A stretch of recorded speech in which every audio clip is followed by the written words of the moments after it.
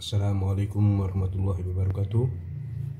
Pada kesempatan kali ini kita masih membahas gaya gesek ya, yang berhubungan dengan bab-bab sebelumnya ya. Ini berhubungan dengan gaya gesek pertama yang nanti akan kita diskusikan, di mana kebetulan ada pertanyaan ya.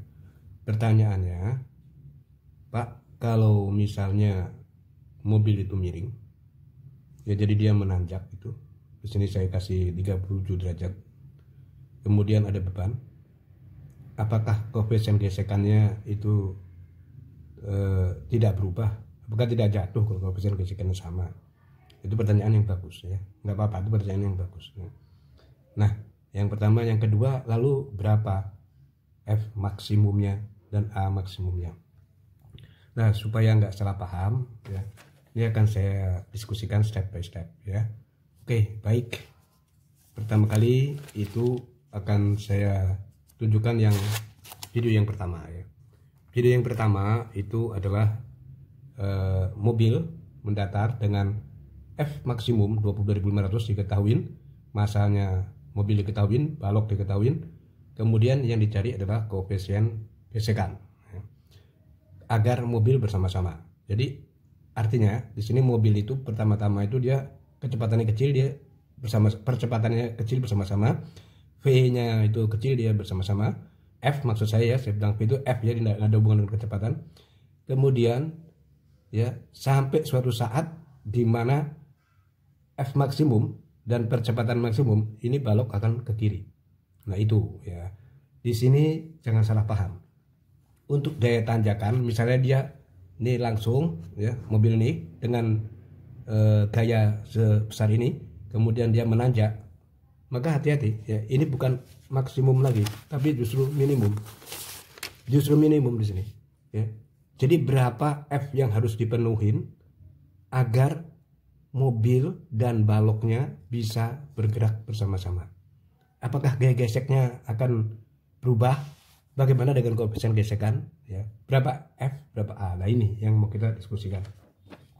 Baik. Jadi jangan salah paham bahwa ini adalah F minimum untuk hal yang begini ya. Jadi kalau untuk F maksimum nggak jadi masalah, dia cepat, dia mobil nggak akan ke atas. Justru dia kalau kecil atau sekitar yang di horizontal, dia akan jatuh. Pertama kali jatuh dia ini jatuh ya. Ini akan harus dipenuhin berapa ya, percepatan minimumnya dan F mini gaya minimumnya. Nah, oke, yang pertama akan saya buktikan bahwa yang berubah itu bukan koefisien gesekan ya, tapi gaya gesekan ya. Jangan salah paham ya di sini. Oke, baik, saya kasih analogi aja ya, yang mudah aja ya, nggak usah pakai garis gaya ya. Tempo hari sudah pakai garis gaya, ini nggak usah, ini sederhana aja untuk gaya gesekan sini. Misalnya ini mobil untuk yang mendatar, ini adalah baloknya ya. Ini sudut terhadap sumbu X, tentu aja dia adalah 0 ya. Kemudian kalau dia itu masih mendatar, dia begini, dia masih bisa menahan ini. Jadi dia masih bisa menahan ya. Tapi kalau misalnya itu dia menanjak, dia nah tinggi sudutnya, dia akan jatuh. Nah, jadi harus dengan percepatan minimumnya dipenuhin dan gaya minimumnya dipenuhin agar balok dan mobil ini bisa bersama-sama menanjak begitu ya. Nah, sekarang bagaimana dengan koefisien gesekan ya? Di sini jelas gaya gesekannya berubah. Gaya gesekannya berubah kenapa? Karena kalau begini dia masih besar ya, begini besar. Nah, dengan adanya jatuh itu berarti gaya gesekannya kecil. Jadi sudutnya itu besar dari horizontal, justru dia kecil. Nah, itu menunjukkan apa? Hubungannya dengan sudut adalah fungsi trigonometri.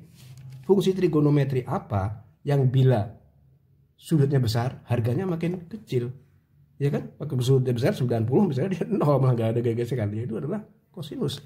Berarti kalau F aksen itu adalah gaya gesekan yang miring, dan F itu adalah gaya gesekan yang kita dapatkan di horizontal. Setelah kita teliti ulang di sini, ini benar 0,44 benar, tapi setelah saya lebih teliti lagi, ini 4 angka belakang koma, hasilnya 1071,5 ya. Gaya gesekan statisnya pada saat mendatar itu 0,4286. Ini dengan cara 2. Cara pertama yang kita buat, ini cara lain sama aja 0,4286. Nah, sekarang kita lihat sama nggak ya.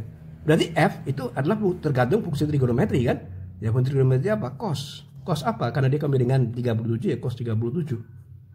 Nah, dari sini kita masukin F-nya itu adalah berapa tadi? F-nya itu adalah 1071 ya, setelah kita teliti dikali cos 37 itu sekitar 0,6 ya. Kita masukin aja di sini. Nah, harganya berapa? Cos 37 dia 0,6 sekitar 857 Newton. Ini adalah gaya gesekan ya, lebih kecil pada waktu saat miring. Betul, lebih kecil. Tapi tidak dengan koefisien gesekan. Ya, statis kebetulan di sini adalah gaya statis dikali gaya normal. Ya. Gaya statisnya di sini koefisien gesekan statis maksimum yang ada di sini adalah tadi udah ada di kemiringan itu adalah 857. Nah, sedangkan gaya normal ya tentu aja bukan M kali G. Kalau horizontal oke, M kali G. Kalau di sini ya kita menyesuaikan aja. Kita lihat aja garis yang sudah saya buat yang ada di sini supaya cepat. Ini untuk yang balok 1 ya, untuk punya balok 1, balok 2 ini nggak ada hubungannya karena licin. Maka kalau kita di sini kita buat Y, ini kita buat X ya. Maka di sini kita tatapin dia ke sini. Ini adalah garis ini MG itu dia selalu lurus di sini. Maka ini menurut N yang ada di sini adalah MG cos theta. Jadi cosecma Y sama dengan 0. Ini N min MG cos theta sama dengan 0, N sama dengan MG cos theta. Ya, berarti di sini N ini adalah MG cos 37 sama dengan 857 dibagi M-nya itu 250, G-nya kita masih pakai 10, jadi pembuktiannya masih pakai 10. 2500 dikali 0,8 berarti dia sama dengan 857 dibagi 2000. 857 dibagi 2000 sama dengan ternyata sama 0,4286. Ambil 4 angka di belakang koma lebih teliti. Berarti apa kesimpulannya? Koefisien gesekan statis pada saat horizontal sama dengan koefisien gesekan statis pada saat miring ya. Tapi gaya gesekannya tidak sama ya. Jadi itu ya. Ini soal konsep yang bagus, pertanyaan yang bagus ya. Jangan salah paham. Ada pertanyaan, Pak, kan tan theta itu sama dengan koefisien gesekan. Itu hanya untuk 1-2 soal cocok dalam keadaan berhenti. Ya, jadi harus dipahamin. Itu ya. Oke, jadi soal konsep itu penting. Oke, yang pertama sudah. Bagaimana dengan F-nya? Ya. Bagaimana dengan F-nya? F-nya karena dia bergerak bersama-sama ya, maka kita menggunakan cara yang sama bahwa tadi kan kita udah tahu bahwa itu A minimum ya. Saya tulis A aja ya. Di sini maksudnya A minimum di sini. A sama dengan sigma F itu sama dengan M total. Jadi balok 1 dan balok 2 itu kita paku atau kita lem seperti yang tempat pertama di gesekan konsep pertama ya. Tapi di sini miring ya. Di sini ada gangguan apa? Gangguan incline gaya miring yaitu M2 G sin theta.